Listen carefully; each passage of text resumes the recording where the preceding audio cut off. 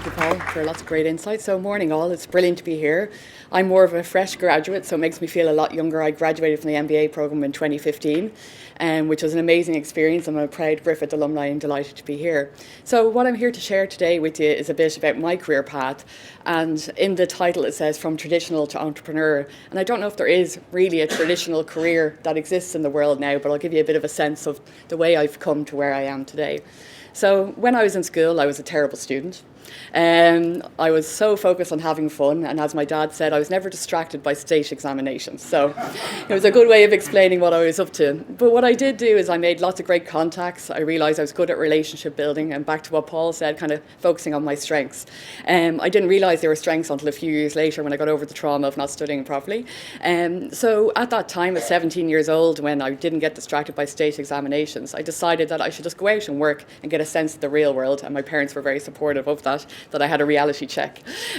So I took a job in the bank, and my parents were delighted that I was in a traditional steady job, take the bank job and do what you're told for once. So my rebellion continued in the bank. And I did enjoy the role. Like, got great kind of corporate experience, dealing with customers every day, lots of positives, but never really felt it was the right place for me or the right fit.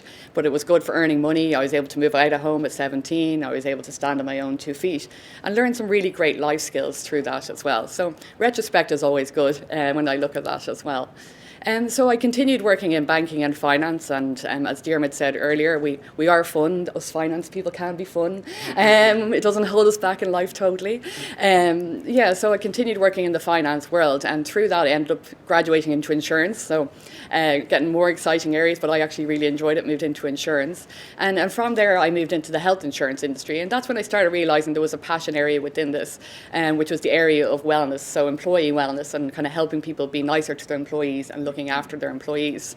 So it took me a long while to get there, but I finally started finding what my true passion was, which was really kind of working in that area of helping people be nice to employees.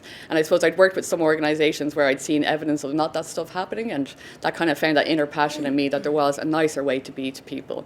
So as Diarmuid alluded to then, I had the opportunity to move to Australia for 2 years with my husband's organisation offered him a role out there. He came home from work one day and said, someone in work said to me I could have an opportunity in Australia, and I said, let's go, which he was very surprised about.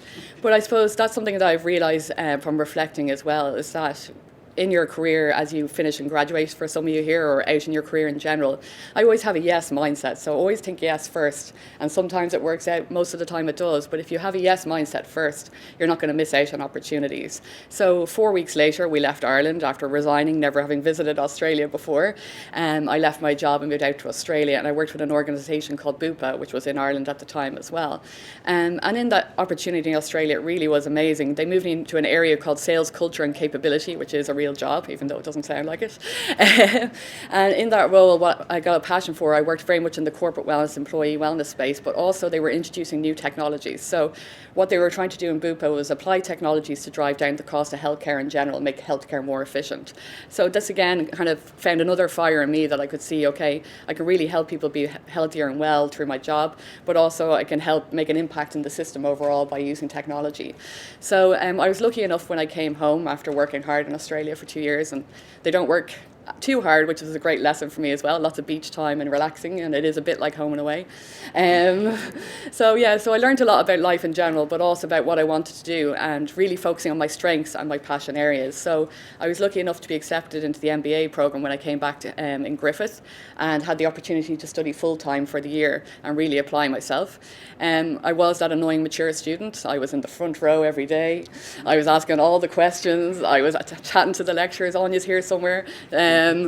Here's Anya, open Anya's office going, how can I get more marks? What am I doing right? What am I doing wrong? I just fit every stereotype. But I think that was a great experience, and if you're ever thinking of going back to do master's studies or postgraduate studies, having that experience of life and of the workplace really made a massive impact for me. So it's something that really kind of stood to me as well, that I could apply that learning as well as being the annoying mature student as well. So I'd gone through the MBA program. What I decided to do was focus my dissertation on employee wellness and the focus of technology on employee wellness. So again, bring bringing in the passion areas and applying all that learning.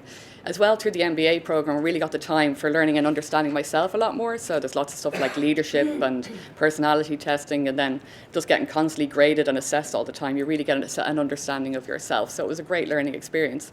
So then I decided to torture myself with more study and to do a postgrad in computer science then as well. So again, to link in that passion for applying technology to solutions in healthcare kind of brought me from there as well. So I think, I don't know if some of you are still students from what I can see, and some of you have graduated. One thing I really learned is that like you finish that studies and you feel, finally I've done it. It's a great celebration and something to be celebrated. But then you realise that you have to learn for the rest of your life, and you're never going to stop learning. So even if you're not in formal structured learning, it's the way of the world now. You need to keep learning and keep doing courses. There's going to be more exams in your future. I don't want to upset you. There's going to be more just exams in your future. But that's just the way the world is. It's changing so quickly, and the only way for us to keep up and to really keep in touch with those opportunities is to keep learning on that as well. So then we get to Conquer. I'm okay in time, Suzanne, am I? Yeah. So Conquer, yeah, so I'm upsetting Dermot with our marketing terminology of using the wrong spelling for words. Yeah, sorry, it's just the way we work, yeah. Make up words, all that sort of stuff.